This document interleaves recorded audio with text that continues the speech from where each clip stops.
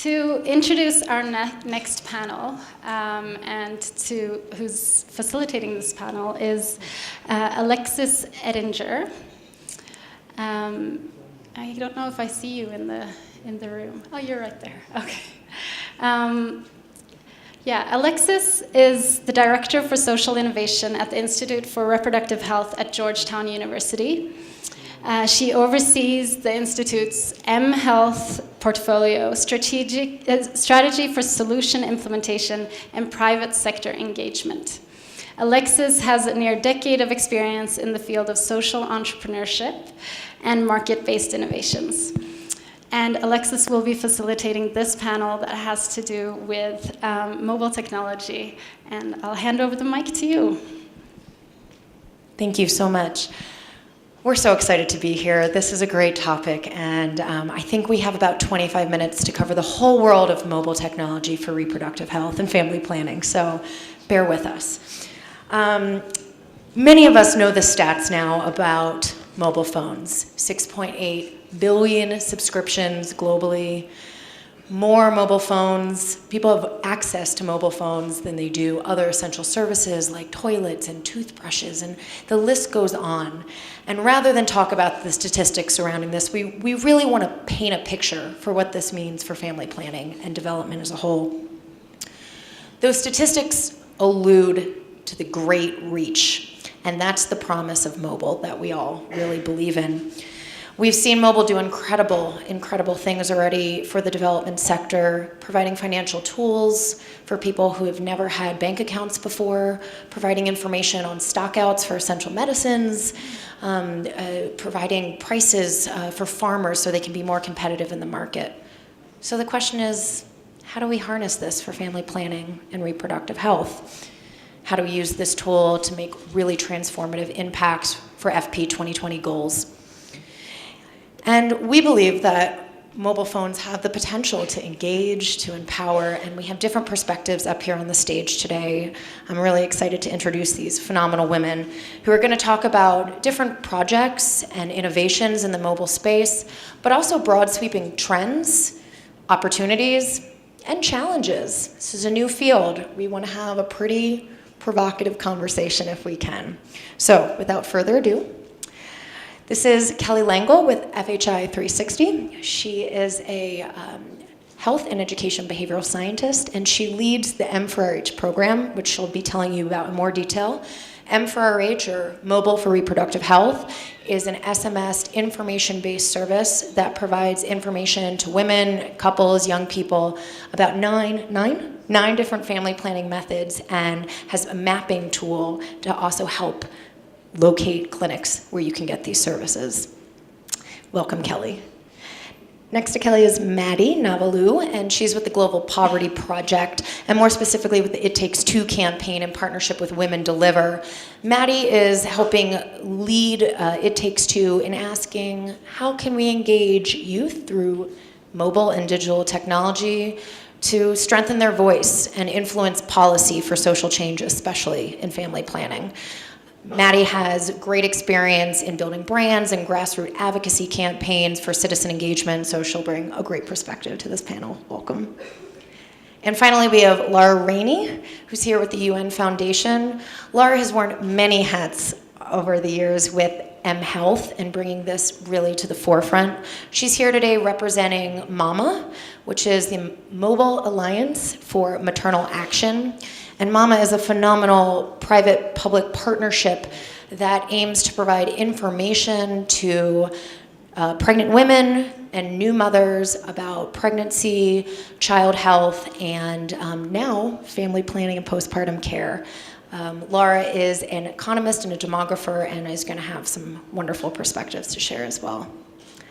So, to kick things off, I tried to set the context a little bit about the promise of mobile health, so let's start there. It's pretty impressive statistics. How do we leverage mobile technology for family planning, and what has it been able to do for us that we haven't been able to do before in family planning? Why is it so game-changing? Well, I'll start. On one hand, we have this huge unmet need for family planning, and we have unacceptably high maternal and child mortality rates.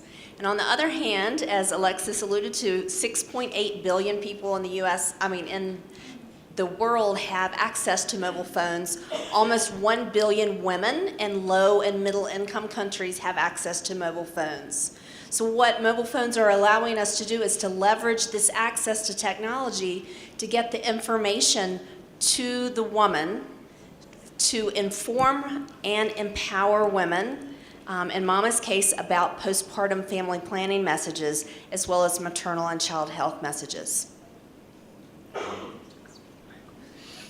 Just to add to that, I'd say coming from an advocacy organisation, the Global Poverty Project, working in partnership with another advocacy organisation, Women Deliver, specifically engaging young people to take action, targeting leaders to keep them accountable for FP 2020 commitments. We're particularly interested in the power of mobile to bridge that gap between young people taking action and talking about family planning and the leaders who set policy priorities. Additionally, the statistics speak for themselves. Now, from our partner Everyone Mobile, we've heard that we're up to 90 to 95% of reach in most sub-Saharan African countries, which is an incredible reach. And the majority of mobile owners are men. We know that we need to increasingly engage men in this conversation as well, which is an additional benefit to using mobile as a tool. And even in the US, we've seen through our actions in support of family planning targeting US men and women, we've seen a rise in 25% just over a year, from only 15% taking action online to now 40% in some months, which is an incredible indication of the shift in markets. Yeah, and Kelly? Hi, thank you for having me and for that great introduction, Alexis. So one of the things that is unique about our Mobile for Reproductive Health project is that it actually was started as a research project. And we really wanted to look at how could we use mobile phones to really engage and reach underserved and key populations for family planning. And so what we learned right off the bat was that there wasn't anything yet out there to research. And so we actually had to develop our own mobile phone platform, which we did, which is called Mobile for Reproductive Health. And so we've done research continuously on reach and potential impact. And so speaking to what you all were saying, what we've been able to see is that the reach out to men are about half of the people who use M4H, certainly women, also young people, and they really like getting mobile phone information, they like getting family planning information on their mobile phones, really for all the reasons you might think. It's private, it's free for them, it's comprehensive, no one has to see them going into clinic situations, things like that. And then the other really exciting thing about this reach potential is that it really is in urban and rural areas. So for instance, we've gathered data in Tanzania in partnership with Johns Hopkins, and we've been able to see that M4H users come from 127 out of 129 districts in Tanzania. So that's 98% of Tanzania, of the regions in Tanzania, people are using this particular platform, this mobile platform for getting this information. So it really is about empowering people from underserved populations with information to make informed choices about family planning. It's really quite extraordinary. That is, I didn't realize that many districts. That's incredible. And it's not just that information, but Maddie, your project really takes information to the next level in action. I mean, all of yours does, but specifically there are action steps. Tell us a little bit more about sort of the reward system and the action that you're encouraging people to take. Sure. So to give you an example, we recently were faced with a challenge with one of our actions, which was targeting young people all across the world to show their support for access to family planning services and information for every girl and woman to be a clear target in the new development agenda. We had no problem reaching out to our supporter bases in the US, UK, Canada, and Australia, but the Global Poverty Project doesn't have a supporter base in African regions, and specifically African countries who are on the fence on this issue. So we reached out to a mobile company called Everyone Mobile as a pilot, and they customized the language specific to every region. They made it fun. They added in a little quiz. And within just 10 days, we had 12,000 signatures from communities of young people saying that they very strongly, we're asking the UNSG and members of the SDG working group to include this in the new development agenda. Without this mobile partnership, there was no way we would have reached those numbers in that short space of time. And due to that, we're now exploring a much larger partnership with them across multiple African countries. Thanks. And Lara, what about with Through Mama or other projects you've seen? Tell us some success stories. Mama was introduced in South Africa in May of this year, and it offers both text and pre-recorded voicemail messages in 5 different languages on different family planning methods, as well as pregnancy and maternal child health. And within 6 months, the demand was so great that they were able to reach 380,000 women. And the goal for the 2-year benchmark was 500,000. So they were almost, close to hitting 400,000 within the first 6 months of the program. Now, this is just piloted in 2 different inner city clinics in Johannesburg, and it will be, along with Vodafone as a partner. I wanted to talk more about the public-private partnerships. It will be going countrywide. That's great. So I think all these examples really point to the promise of mobile, but let's break this down a little bit, right? We all know that technology is not a silver bullet. Mobile is just going to be one tool in our family planning toolkit. So let's take a minute, debunk some myths, or talk about some of the limitations that mobile still might have in front of it as we, early days, think about how to use mobile to successfully and realistically reach our FP 2020 goals. So kick us off. All right, so we're hearing a lot about reach, and we're hearing some user metrics, which is always great. So when we look at the research, what we see is that these mobile phone programs, by and large, across the globe, have really high acceptability. People really like mobile phone programs, right? They like their friend in their pocket, and they seem to be pretty happy getting health information through their mobile phone. But here's the big question. What is the impact? We do not know. We do not know how people are consuming mobile content. We do not know what type of actions they are taking as a result of their exposure to mobile messaging. So evidence shows that strategic health communication can shift family planning norms and can shift family planning behaviors. But the mobile platform as a communication channel and as a tool in our family planning toolkit, it's brand new. And there are all kinds of questions that we have about it around how do people understand this content, how do they process it, how do they act on it, how do they share it. And we really need to look at the diffusion of these platforms, the diffusion of this content. We need to maybe apply social network approaches to it. The mHealth community and the public health community knows that research is sorely needed in this space. And I say shame on us as researchers and as public health professionals because mobile phone programs are being scaled up rapidly. And what the conversation is such that people feel that mobile phone innovation is in direct contrast to research. Research can be slow, research can be expensive. Our mobile health innovations, on the other hand, they're quick. We are iteratively and continuously changing them. We think we can reach a lot of people at a relatively low cost. And so there really is this direct contrast. It makes research difficult, but it's not an excuse not to do it. And we really need to prioritize research in this mobile technology space. I think what Kelly said is absolutely right.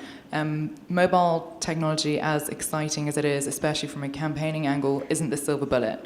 When we're talking about behavior change, demand creation, you can reach thousands of people with an SMS, but that has to be coupled with peer-to-peer education, using influencers, champions of family planning. We can't look at mobile tech as a silver bullet in and of itself, and more research needs to be done to see how it can most effectively work in collaboration with the existing programs on the ground where we have the research on what really works for family planning.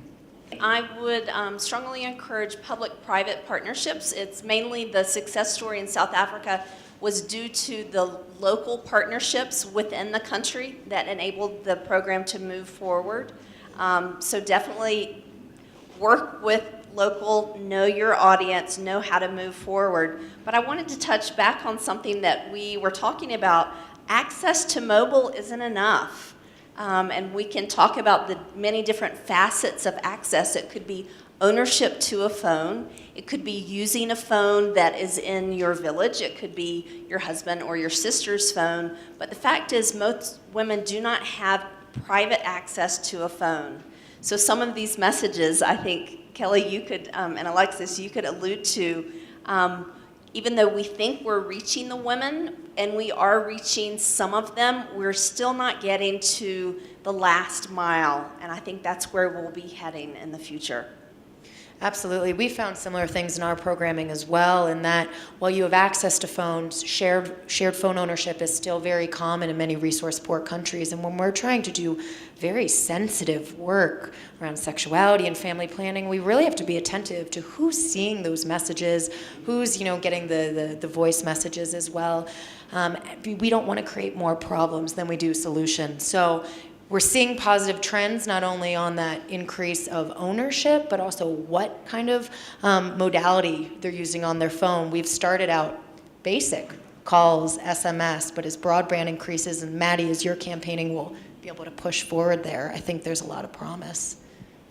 I just want to comment on something. I think we have a tension here in our mobile phone innovations, and it's actually a tension that we see in the larger public health and family planning community, and it's the tension between taking global resources and global messaging and recommendations and tailoring them for the local context. And we all know that that's super important to do, and that in fact you have to do it. But one of the additional challenges, I think, in our mobile phone and family planning innovations is that you can start with the global, but how local do you need to go? Because that is it's a very tedious, it's a very time-consuming, it can be a very expensive process when you take that mobile content and adapt it to the local context. And I know for Mom in particular, Mom is very focused on that local adaptation. Our program, Mobile for Reproductive Health, on the other hand, is more focused on starting with the global messaging. It's based on the WHO Family Planning Handbook and distilling that information into the key, most important pieces of family planning information that people need to know about in order to make informed choices. But I think I just want to raise that because I think that's a real tension, and we don't talk about it very much, but we really absolutely need to be talking about it more. Good point. And Maddie, have you seen that with your citizen engagement as well? Since you are global, how have you had to adapt your campaign? Absolutely. It is always difficult adapting to the local market that you're working in. I think in our work, it's a little bit easier because our target in terms of the young people we're reaching are not those who need the contraceptives. They are the urban youth who are more educated, particularly in universities across countries like Uganda, who can have a stronger politically active voice and really become leaders. And the idea is that there will then be a domino effect, which will reach people beyond that group of more educated, politically active youth. So I think our challenges are slightly different to those that Mama and you face. It is. So to wrap up, I can't believe we're wrapping up already. We are wrapping up. Okay, fast forward, it's 2020. Look into your magic crystal balls. We have achieved our FP 2020 goals. Tell us how mobile has helped us get there, maybe how it hasn't helped us get there. What's the future of mobile and family planning looking like? Want to kick us off, Kelly? No. Anyone else have an active crystal ball? I'll just start by saying I think we're going to see a lot more creativity with mobile. Mobile in the next few years is not just going to be about SMS, it's going to be about online portals, it's going to be about games, how we're going to incentivize people with free vouchers when they take action via mobile. I think we're going to see a lot of this creativity come out, and it will be a complex space, but it will definitely increase our reach, and there'll be many different ways we can work with this technology moving forward. And building on that, I think we will have learned the important lessons on how to incentivize people. I think we'll also have much more access of women to mobile phones, more smartphone technology, definitely more creativity, and hopefully broader reach. And we'll have tackled that question as information is just one part of behavior change, and hopefully we will have learned how to move beyond and also have some metrics, how we can measure the impact. I will say two things. I think, first of all, mobile phones are going to be absolutely essential to us achieving our FP 2020 goals because they allow us to engage young people in ways we've never been able to do previously, and that's incredibly powerful. And then the second thing I want to say is mobile is being mainstreamed into everything we do. It's becoming a requirement when we work with our community health workers. They're all using point-of-care mobile technology tools. That's happening globally, and it's only going to increase. All of our behavior change communication will have a mobile component to it. All of our health system strengthening work will absolutely have an electronic and a mobile component to it also. So it's going to be a requirement. We're not going to think about mobile technology as anything special moving into the future. It's less of an if, but a when for mobile. So I'd like to thank this great panel. I think you've raised some absolutely fantastic issues. Thank you. Give me a round of applause. And I encourage you all to join us in championing the potential of mobile in the future. It's quite exciting, and we think it has the transformative ability to really help us achieve those FP 2020 goals. So thank you again.